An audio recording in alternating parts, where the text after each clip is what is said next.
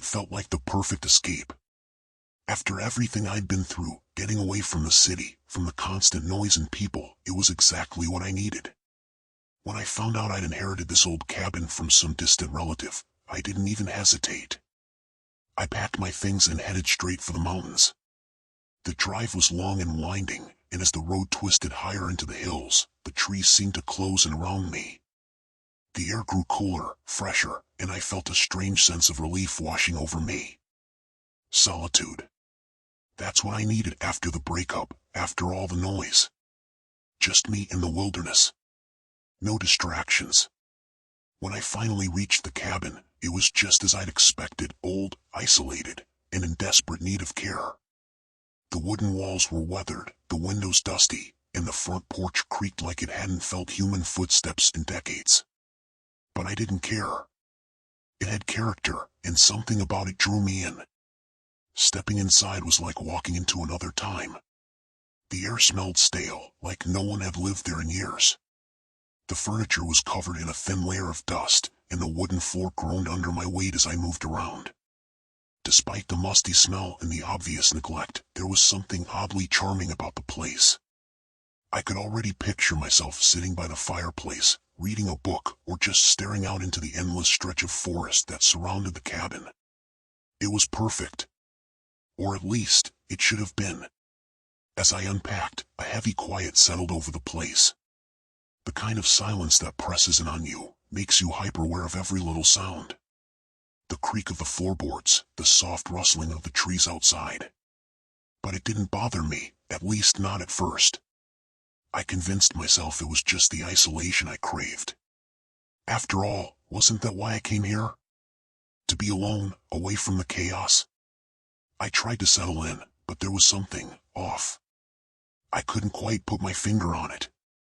Maybe it was the way the shadows stretched unnaturally long as the sun began to set, or the faint breeze that seemed to slip through the cracks in the cabin, carrying with it a whisper I couldn't quite catch.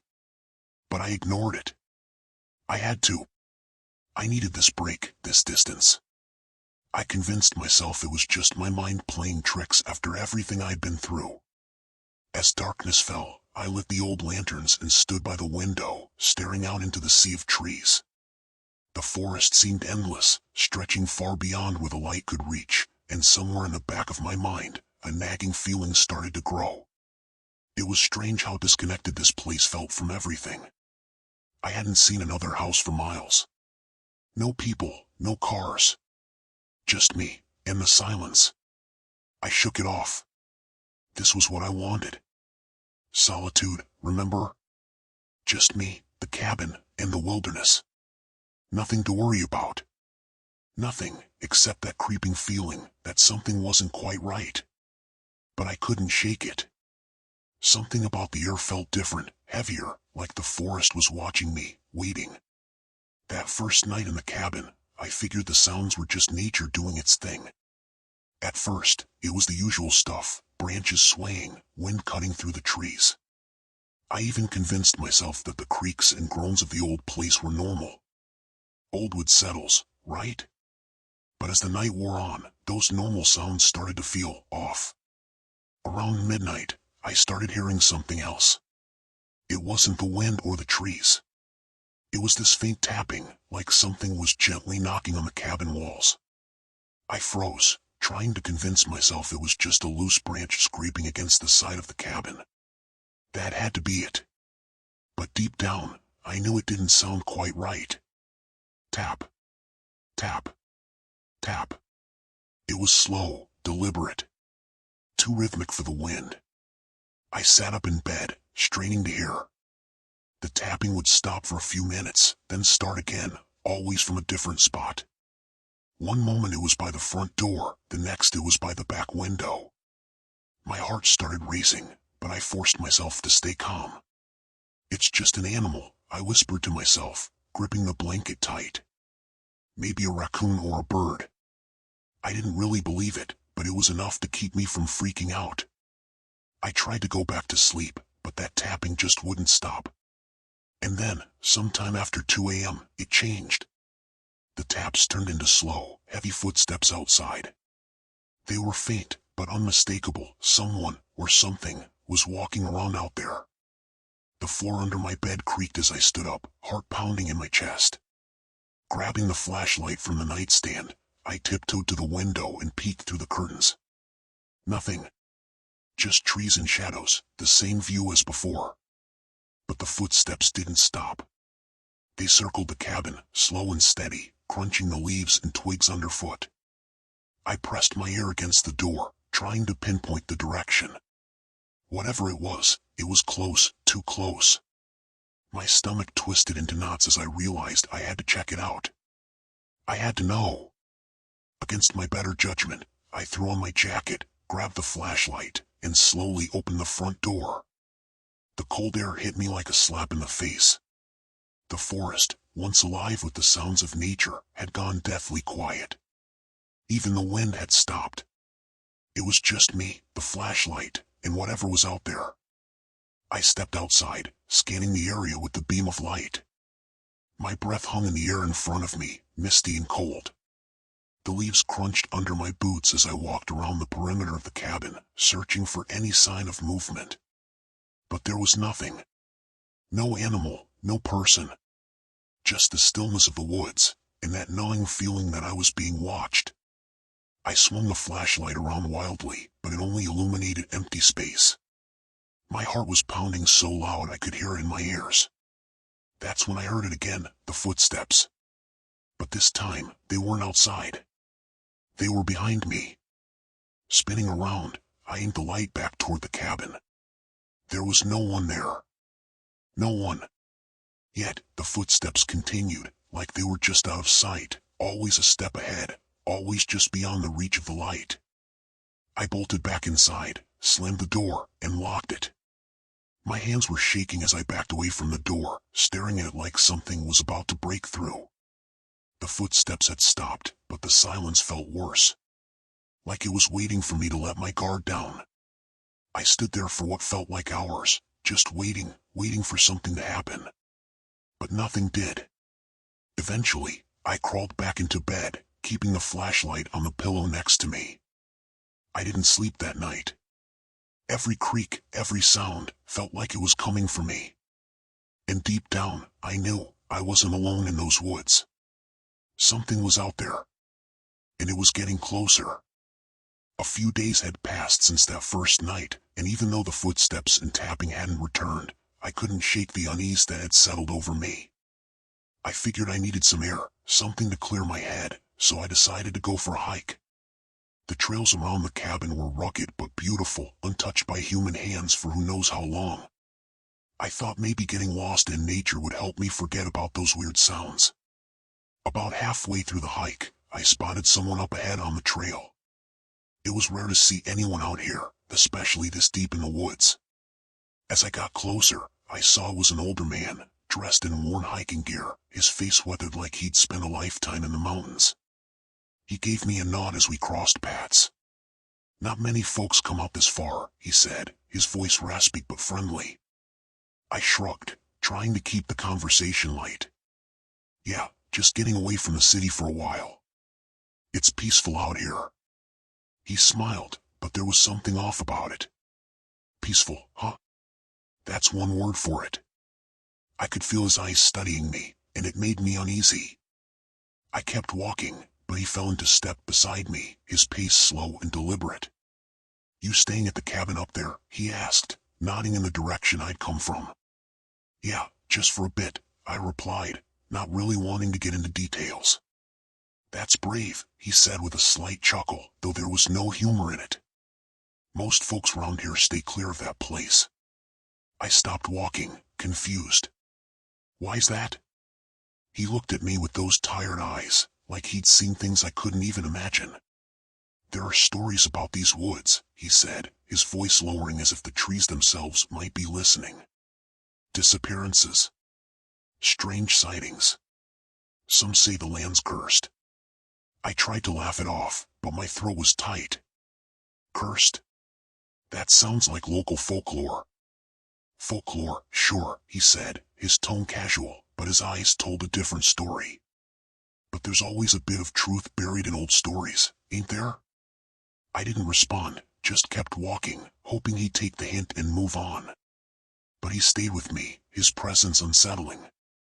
People go missing around here, he continued, like he hadn't noticed my discomfort. Not just once or twice. It's been happening for years. The locals don't like to talk about it, but everyone knows. They say it starts with the knocking. My heart skipped a beat. Knocking? He nodded, his face deadly serious now. Yeah. Folks hear knocking on their doors or windows late at night. If you answer, well, you don't come back. A chill ran down my spine.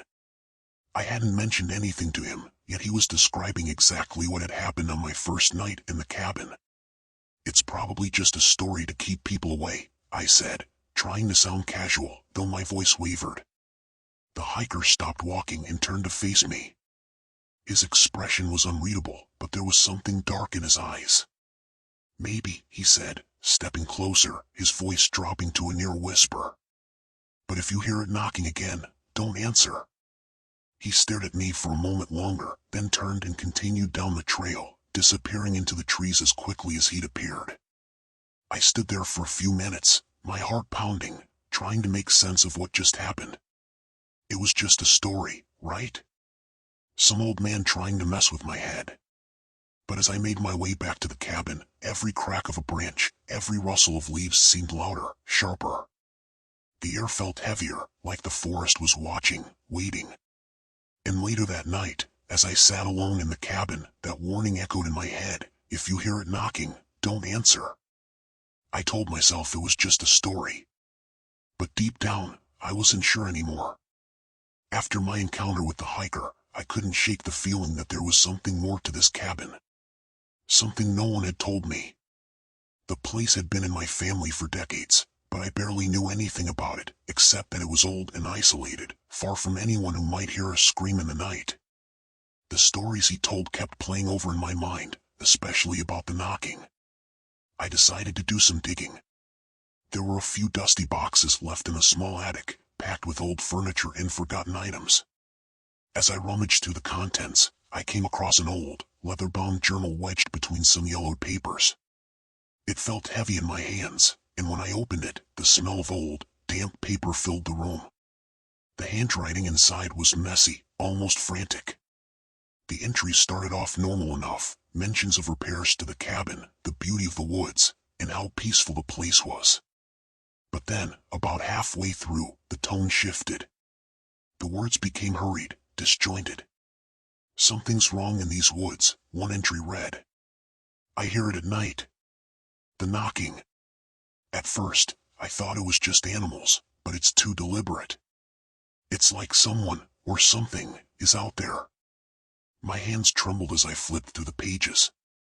The entries grew more disturbing with each turn. The previous owner, whoever they were, became obsessed with the sounds, convinced that something was watching them, waiting. It wants to get inside. I can feel it. Every night, the knocking gets louder. I don't know how much longer I can hold out. My heart raced as I skimmed the final entries. They were barely legible, the handwriting jagged and desperate. I made a mistake. I answered. The journal ended there. No explanation. No final words. Just a sudden, terrifying stop. I closed the journal, my palms sweaty. The room felt smaller, like the walls were closing in on me. The air was thick with the weight of those words. What had they meant? Answered what? I tried to brush it off as paranoia from being alone in the mountains for too long, but something deep inside me was stirring. That night, the knocking returned. It started faintly, like before, just a soft tapping somewhere along the side of the cabin. At first, I ignored it, telling myself it was the wind, a tree branch maybe. But then it grew louder, more insistent, like someone, no, something, was demanding to be let in. I froze in bed, the journal's words repeating in my mind. I made a mistake. I answered. The knocking spread, as if whatever was out there was circling the cabin, testing each wall, each window. I could hear footsteps now, slow and deliberate, crunching through the leaves outside. My heart pounded in my chest, and I could feel the weight of fear pressing down on me. It wasn't just a sound. It wasn't just a story. It was real. I grabbed the flashlight and crept towards the window, trying to be as quiet as possible. I peered out, shining the light into the dense woods, but there was nothing. Just the trees swaying in the wind. But the knocking didn't stop. It was closer now, almost like it was coming from right outside the door. I backed away, my breath quickening. I couldn't stay here. Not with whatever was out there. I darted toward the door, my hand on the knob, ready to flee. But then, as if sensing my intention, the footsteps stopped, and everything went silent. The air felt heavy, oppressive, like the forest itself was holding its breath. And then, the knocking returned. Louder. More persistent. This time, it wasn't coming from the walls. It was coming from the door. My hand froze on the knob, heart pounding in my ears. Don't answer. The hiker's words rang in my mind, sharp and clear, cutting through the haze of fear. I backed away slowly, my gaze fixed on the door. Whatever was on the other side. I couldn't let it in. I couldn't answer. But I could feel its presence, waiting just beyond the thin wood, pushing against it, testing my resolve. The knocking turned into a slow, rhythmic pounding, each thud reverberating through the floorboards. Whatever it wasn't going to leave. And in that moment, standing in the dark, surrounded by the forest, I knew one thing for certain. I was not alone. And it was only a matter of time before it found a way in. I had made up my mind. I was done with this place. Whatever was happening here, it wasn't just in my head. The journal, the knocking, the footsteps, it was all real, and I wasn't going to stick around to find out what was on the other side of that door. I decided to pack up and leave first thing in the morning. The sun would be up soon, and I'd be gone before whatever it was could come back. I threw everything into my bag, not bothering to fold or organize. My heart was racing, and I kept glancing at the windows, expecting to see something, or someone, peering in. The air felt wrong, heavy, like it was pressing down on me. The forest outside was still, too still, as if the entire world had gone silent just to watch me scramble. As I zipped up my bag, that familiar sound started again. The knocking. Not faint this time, but loud, deliberate, echoing through the cabin walls. I froze, clutching my bag to my chest. It was early, dawn wasn't even close yet. I wasn't ready. I needed more time. The knocking was followed by a long, scratching noise, like nails dragging across the window pane. My breath caught in my throat. It was trying to get in. And then, from the other side of the room, more scratching, this time at the back window. Whatever it was, there were more of them. Or it was everywhere, circling the cabin, closing in on me. Panic shot through me. I grabbed my keys and bolted for the door, heart pounding so loud I could barely hear the knocking anymore. My hand fumbled on the lock, but I managed to get it open, sprinting out into the cold air. The trees loomed around me, towering and dark, their branches twisting like skeletal hands reaching for me. I ran to the car, throwing myself into the driver's seat and jamming the key into the ignition. The engine sputtered, coughed, and then, nothing. I tried again. Still nothing. It wouldn't start. My pulse raced as I frantically turned the key, over and over, my breath fogging up the windshield. But the car was dead. And then I felt it, that oppressive weight from the woods, the same one I'd felt every night, only stronger now. It was as if the entire forest was watching me, waiting for me to make a move. The hairs on the back of my neck stood up as I looked out through the windshield, into the dark trees. There, just beyond the edge of the clearing, shadows shifted. Something, or somethings, were moving between the trees. Slowly. Deliberately. Lurking. I couldn't stay here. I had to go back. Back to the cabin. I stumbled out of the car, tripping over myself in my rush to get back inside.